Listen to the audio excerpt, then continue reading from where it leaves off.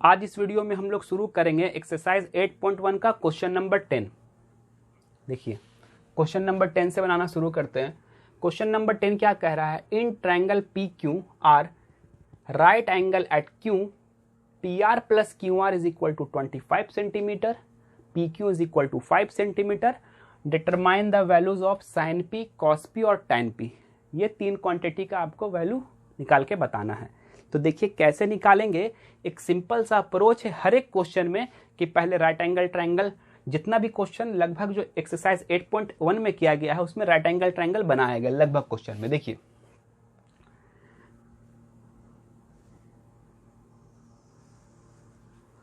Right angle triangle draw कर लेते हैं।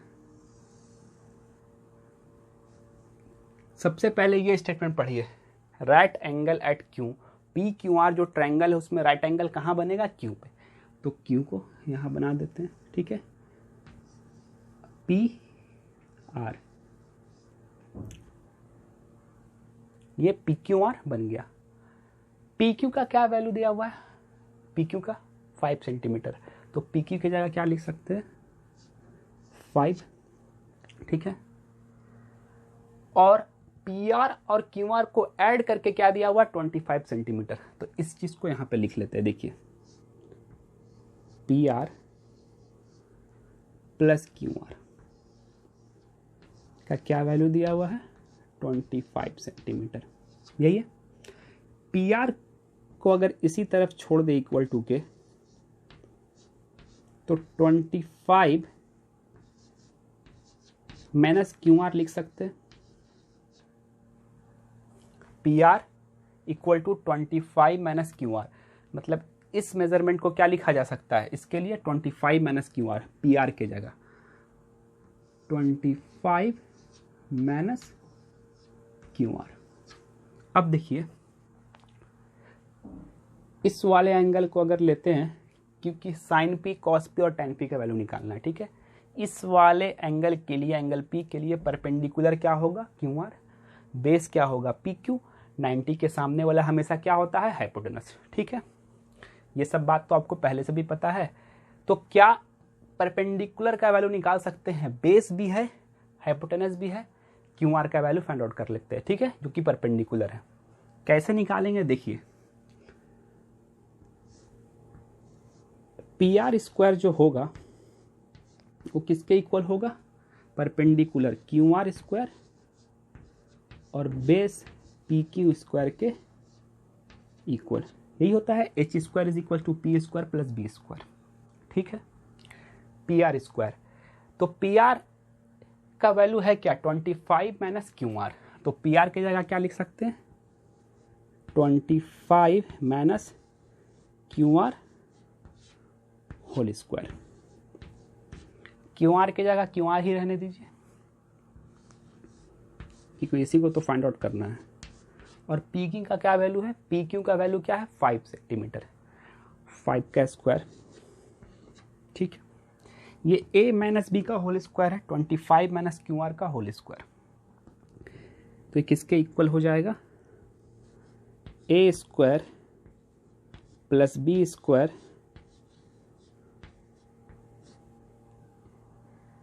Minus 2 into A into B, ठीक है। ए माइनस बी का जो होल स्क्वायर है, A square plus B square minus 2 into A into B, ठीक है। इस तरफ क्या चल रहा है, क्यू आर स्क्वायर प्लस 25, 5 का स्क्वायर क्या होगा, 25 के इक्वल ही होगा, ठीक है। 25 का स्क्वायर क्या होगा, 625, तो इसे 625 लिख सकते हैं। क्यू आर स्क्वायर को इसी तरह रहने दीजिए। 2 इंटू 25 क्या होगा, 50, और 50 इंटू क्यू आर लिख सकते हैं ये वैल्यू। और ये किसके इक्वल चल रहा है, क्यू आर स्क्वायर प्लस 25। अब देखिए यहाँ क्यू आर है, यहाँ क्यू आर है, दोनों पॉजिटिव में है, इक्वल टू के इस तरफ लेके आएंगे तो नेगेटिव में हो जाएगा और पॉजिटिव और नेगेटिव कैंसल आउट हो जाएगा, इसलिए क्यू आर को क्यू आर से कैंसल आउट कर दीजिए, ठीक है। उसके बाद ये 625 है, 625, ये 5 प्लस है, इक्वल टू किस तरफ आएगा तो माइनस हो जाएगा, ठीक है। और ये -50 QR इक्वल टू किस तरफ आएगा तो क्या होगा, प्लस का 15 QR, ठीक है। 50 QR लिख सकते हैं इसे प्लस का, तो प्लस साइन के साथ आप इसको लिख दो, ये ठीक है। 625 माइनस 25 ये किसके इक्वल होगा, ये होगा 600 के इक्वल टू 50 QR, ये ठीक है। ये एक रिजल्ट आ गया। देखिए इस स्टेटमेंट को यहां लिख देते हैं, 50 QR इज इक्वल टू 600, तो QR का क्या वैल्यू होगा, QR का क्या वैल्यू होगा 600 अपॉन 50, 600 अपॉन 50 कैंसल आउट करेंगे तो ये 12 टाइम में कैंसल हो जाएगा, ठीक है। देखिए तो QR का क्या वैल्यू आ गया 12, QR का क्या वैल्यू आ गया 12, तो लिख सकते हैं जो QR इक्वल टू है, QR यहीं पे लिख दीजिए, यहीं पे लिख दीजिए, QR जो है वो 12 के इक्वल है, ठीक है। PQ 5 है, QR 12 है, और PR क्या है 25 माइनस QR, तो QR का वैल्यू तो लेके अभी आ गया ना, तो PR को क्या लिख सकते हैं यहाँ 25 माइनस QR, PR किसके इक्वल है 25 माइनस QR के, ठीक है। PR किसके इक्वल हो जाएगा 25 में से आप QR का क्या वैल्यू क्या फाइंड आउट किया अभी 12 माइनस कर दीजिए, ये किसके इक्वल हो जाएगा 13 के इक्वल, यानी PR को अब हम लोग क्या लिख सकते हैं, PR को क्या लिख सकते हैं अब 13, ठीक है। थोड़ा सा कैलकुलेशन करके पाइथागोरस थ्योरम का अप्लाई करके ये PR का वैल्यू भी आ गया, QR का वैल्यू आ गया, और PQ का वैल्यू तो पहले से दिया हुआ था, तो अब PR की जगह हम लोग क्या लिख सकते हैं 13, ठीक है, 13 लिख दीजिए, ठीक है। अब जो बाकी 3 क्वांटिटी है साइन P, कॉस P और tan P, इसको आराम से फाइंड आउट कर सकते हैं। देखिए पहले फाइंड आउट करते हैं साइन P को, साइन P, साइन थीटा के लिए ट्रिग्नोमेट्रिक रेशियो होता क्या है परपेंडिकुलर अपॉन हाइपोटेनस, ये होता है परपेंडिकुलर अपॉन हाइपोटेनस। इस वाले एंगल के लिए परपेंडिकुलर पहले ही बोल चुके QR होगा, और हाइपोटेनस 90 के सामने वाला, तो क्या हो जाएगा परपेंडिकुलर 12 अपॉन 13, ठीक है। ये साइन P का वैल्यू आ गया। उसके बाद कॉस P निकालना है। देखिए कॉस P को कैसे सॉल्व कर सकते हैं, ट्रिग्नोमेट्रिक क्या होता है ट्रिग्नोमेट्रिक रेशियो, ये बेस अपॉन हाइपोटेनस होता है। इस वाले एंगल के लिए परपेंडिकुलर QR है, बेस क्या होगा PQ का क्या वैल्यू है 5, हाइपोटेनस 90 के सामने होता है, ठीक है, 90 के सामने हाइपोटेनस, ये 13, ठीक है। साइन हो गया, कॉस हो गया, अब क्या निकाल सकते हैं tan। देखिए tan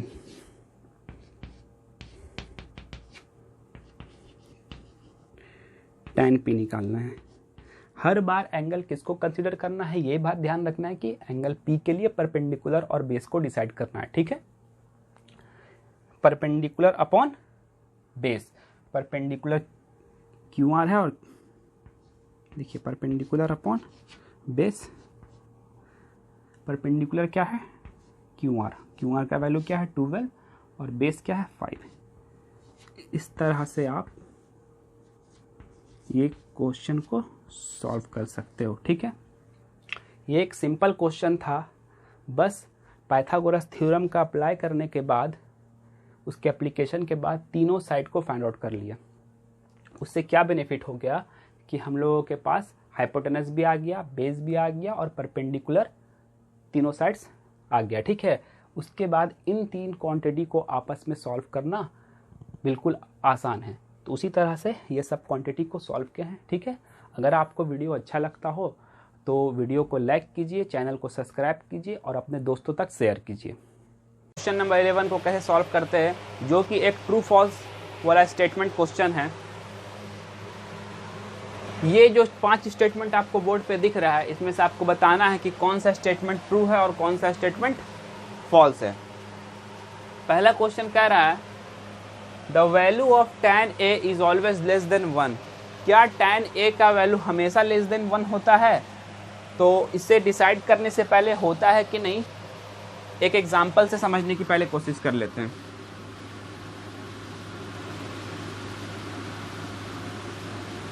एक ट्रायंगल है ABC, राइट एंगल बी में, ठीक है। तो एक राइट एंगल ट्रायंगल हो गया। इसका मेजरमेंट कुछ अपने मन से लिख लेते हैं, 3, 4, 5। tan a का ट्रिग्नोमेट्रिक रेशियो क्या होता है? tan के लिए परपेंडिकुलर अपॉन बेस। तो देखिए इस वाले एंगल के लिए परपेंडिकुलर क्या होगा? 4, बेस क्या होगा? 3, 4/3। और 4/3 का वैल्यू होगा लगभग 1.33। बट ये तो 1.33 1 से तो ज़्यादा आ गया ना। तो यहाँ क्वेश्चन में लिखा हुआ क्या? ऑलवेज लेस देन 1, 1 से हमेशा कम होगा। बट यहाँ पे क्या आ गया? तो ग्रेटर है 1 से ही, वो ये 1.33। तो ये स्टेटमेंट कैसा स्टेटमेंट हो गया? ये फॉल्स स्टेटमेंट हो गया, ठीक है। उसके बाद क्वेश्चन नंबर 2 देखिए, sec 12/5 for some value of angle A. क्या सेक ए का वैल्यू 12/5 हो सकता है? तो देखिए ये जो वैल्यू है इसको पहले चेक कर लेते हैं, क्या सेक ए का वैल्यू 12/5 हो सकता है कि नहीं। देखिए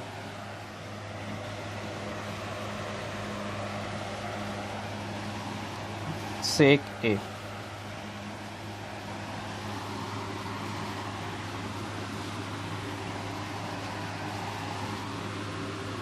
सेक ए, सेक थीटा के लिए ट्रिग्नोमेट्रिक रेशियो क्या होता है? h/b, हाइपोटेनस अपॉन बेस, ठीक है। और सेक ए का वैल्यू क्या दिया हुआ है? 12/5, यानी कि हाइपोटेनस कितना है? 12। कंपेयर करा लीजिए, और बेस कितना रहा होगा? 5, ठीक है। हाइपोटेनस है, बेस है, परपेंडिकुलर फाइंड आउट कर लेते हैं। तो BC देखिए AC स्क्वायर जो होगा वो BC square plus AB square के इक्वल होगा। AC का वैल्यू क्या दिया हुआ? 12। तो 12 का स्क्वायर कर लेते हैं, ठीक है। तो वो 144 के इक्वल आएगा। BC स्क्वायर रहने दीजिए, AB 5 स्क्वायर 25 के इक्वल होगा, ठीक है। माइनस कर देते हैं इसे। BC स्क्वायर जो होगा आपका आंसर 144 में से 25 को माइनस कर देते हैं। 144 माइनस 25, ये 119 के इक्वल आ जाएगा। और स्क्वायर हटेगा तो रूट आ जाएगा, रूट 119। ये वैल्यू कितना आ गया? 119 के इक्वल। ये वैल्यू 119 के इक्वल आ गया। और ये रूट जो 119, इसका वैल्यू लगभग होगा 10.90, ठीक है, 10.90। अब देखिए हाइपोटेनस 12 है, बेस 5 है, परपेंडिकुलर 10.90 दिया हुआ, ठीक है। इस चीज़ को कैसे चेक कर सकते हैं? एक ट्रायंगल का जो प्रॉपर्टी होता है, दो साइड्स को ऐड करने पे तीसरा साइड से वो बड़ा होगा उसका सम, ठीक है। तो देखिए 12 और 5 17, 10 से बड़ा है। 5 और 10 15, 12 से बड़ा है, ठीक है। 12 और 10 22, 5 से बड़ा है। मतलब ये एक ट्रायंगल बना सकता है। तो इसका मतलब ये वाला स्टेटमेंट कैसा हो गया? सेक का वैल्यू 12/5 हो सकता है, ठीक है। सेक का वैल्यू 12/5 हो सकता है। तो ये स्टेटमेंट जो है ये एक ट्रू स्टेटमेंट है, ठीक है। उसके बाद देखिए तीसरा क्वेश्चन क्या कह रहा है, cos A is the abbreviation used for the cos second of angle A। क्या cos A एक एब्रीविएशन है कोसेकेंट ऑफ एंगल A का? तो जवाब है नहीं। cos A का जो एब्रीविएशन होता है वो होगा cos sine of angle A। अगर यहाँ पे A लिख दे, ठीक है। कोसाइन A का मतलब होता है cosine of angle A। Angle A लिख लीजिए, सिर्फ यहाँ पे लिख लीजिए कोसाइन ऑफ एंगल A, ये इसका एब्रीविएशन होता है, ना कि ये वाला, ठीक है। तो ये कैसा स्टेटमेंट हो गया? फॉल्स स्टेटमेंट हो गया। उसके बाद ये cot A is the product of cot and angle A, तो नहीं, cot A जो है वो प्रोडक्ट नहीं होता है, इसका मतलब होता है cot ऑफ एंगल A। ये भी कैसा स्टेटमेंट हो गया? फॉल्स स्टेटमेंट, ठीक है। उसके बाद देखिए फिफ्थ नंबर, साइन थीटा 4/3 के इक्वल हो सकता है क्या किसी एंगल थीटा के लिए? तो देखिए कैसे समझते हैं इस चीज को, हो सकता है कि नहीं हो सकता।